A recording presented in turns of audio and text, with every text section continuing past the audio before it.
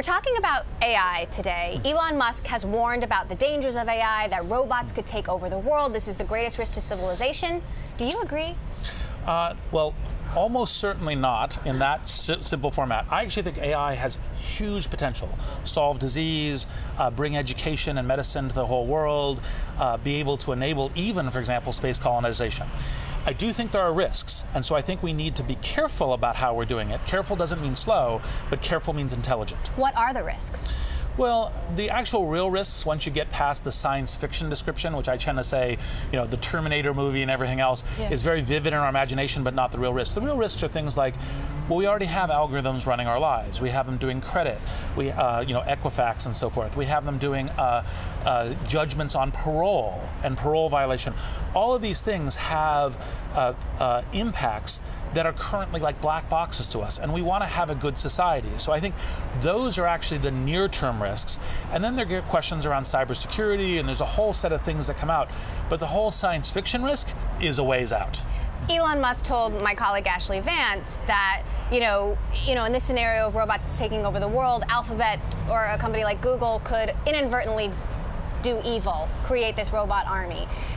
Does the future of AI rely on the good intentions of these companies, and can we trust them?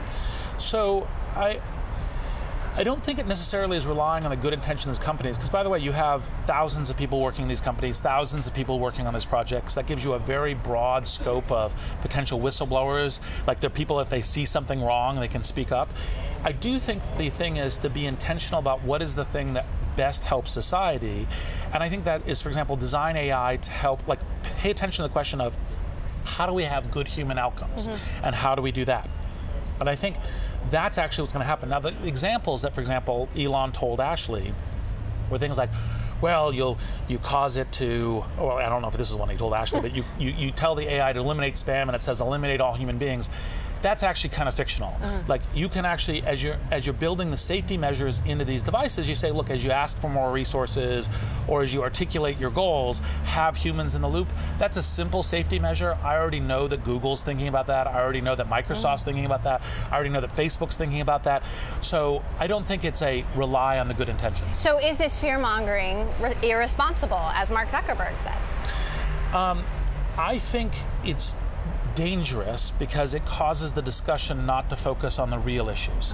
So we all talk about, robots marching in the streets versus how are algorithms already influencing our lives, and what are the things we should do for transparency, for the right kinds of social outcomes.